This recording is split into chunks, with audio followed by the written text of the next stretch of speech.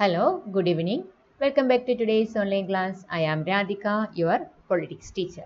Children, we were studying Politics, Chapter 21, Secular Vision of the Indian Constitution. In this chapter, we completed Secularism and the Indian Constitution. And next topic is Fundamental Rights.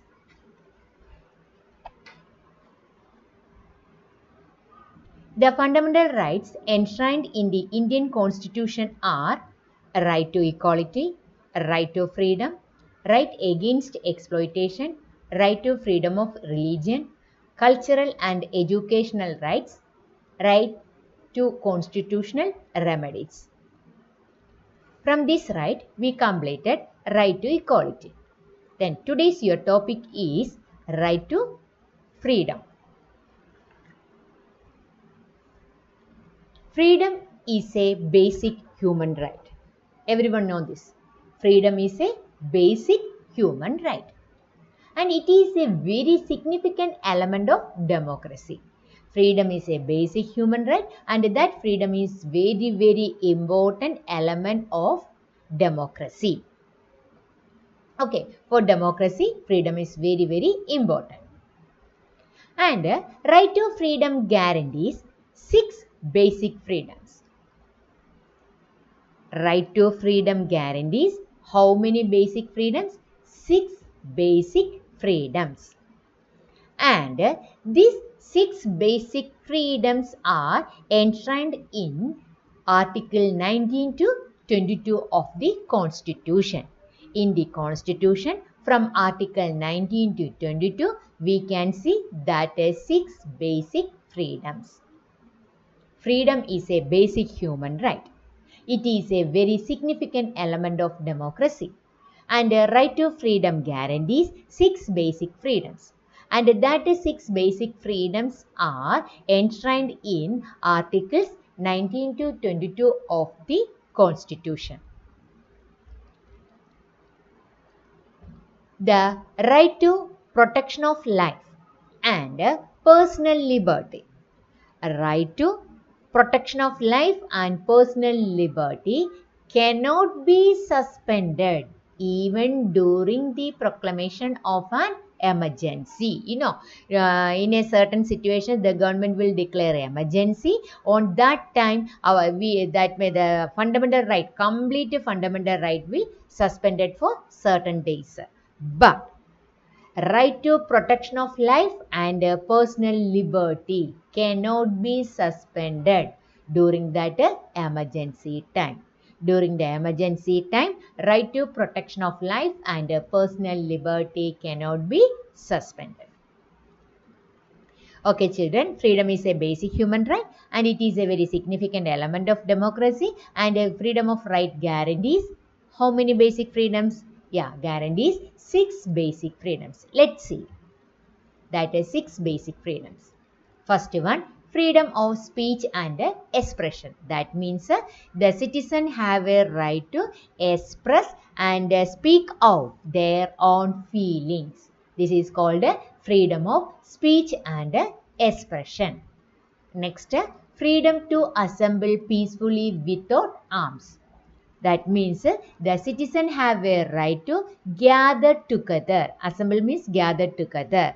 In which manner? With a peaceful manner and without arms. Without the arms means weapons or tools. Okay, without arms, the citizen have a right to assemble in a peaceful manner. This is called what? Freedom to assemble peacefully without arms. Next, freedom to form associations and unions. Associations means groups. The citizen have a right to form their own groups. Next, freedom to move freely throughout the territory of India. That means the Indian citizen have a right to travel anywhere in our country, any part of our country. Okay. Freedom to move freely throughout the territory of India. Territory means the land side. Okay, land of country. freedom to reside and settle in any part of the country. First they said we can travel, that means we can move freely throughout the country. Not only that, we have a right to reside and settle in any part of our country. Then last, freedom to practice any profession. That means any job. Which job we like, that job we can practice in our country. That also come under that right to freedom. Right to freedom guarantees 6 basic freedoms. Which all are that 6 basic freedoms? First one, freedom of speech and expression, freedom to assemble peacefully without arms, freedom to form associations and unions, freedom to move freely throughout the territory of India, freedom to reside and settle any part of our country, then freedom to practice any profession or carry on any occupation, trade or businesses. Okay, children. Sometimes the government can impose certain restrictions on the right to freedom. These are our basic freedoms. But in a certain situation, the government will make a certain restriction and a limitation for enjoying that right to freedom. Sometimes the government can impose certain restrictions on the right to freedom. Let's see in which areas, in which situations the government are making certain restrictions. Okay, on the right to freedom in national interest, especially in the interest of the sovereignty and the integrity of India. In the matter of sovereignty and the integrity of India, the government can impose certain restriction on the right to freedom. Okay, then next, the security of the state. There also the government can impose certain restrictions. The government can impose certain restrictions on the security of the state. Then next, the government can impose certain restrictions on the friendly relations with a foreign state. Foreign state means foreign countries. Last, the government can impose certain restrictions on the public order. In this area, the government can impose certain restrictions. Which all are the area? National interest. National interest, especially in the interest of the sovereignty and integrity of India. Then second, security of the state. In the matter of security of the state, government can impose certain limitation. Then friendly relation with a foreign state, our relation with the other countries. In that areas also the government can make a certain restriction and a public order. Here we discussed about the certain restrictions imposed by the government for enjoying freedom of right.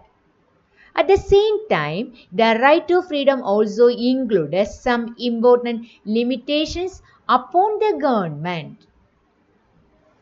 Okay, children. First, the government imposes certain restrictions on right to freedom.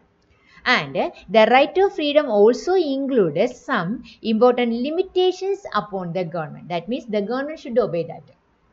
Then what all are the limitations put upon the government?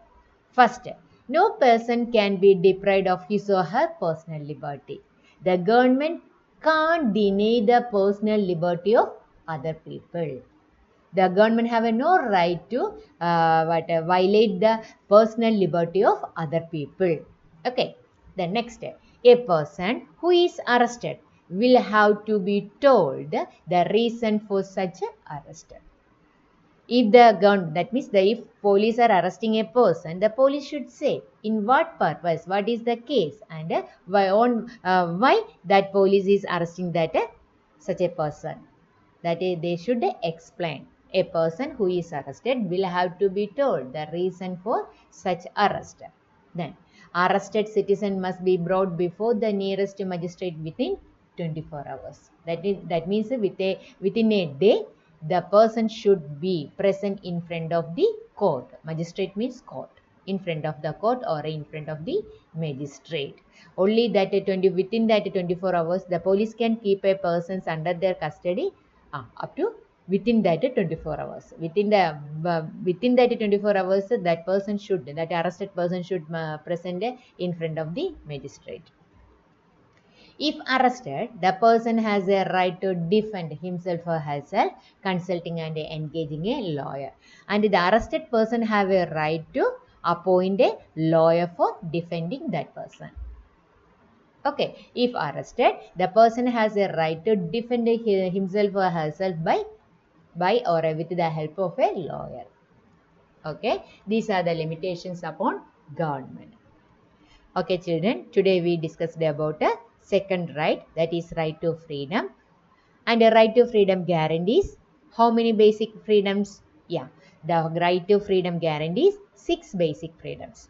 And these 6 basic freedoms are enshrined in from which article to which articles of the Indian Constitution?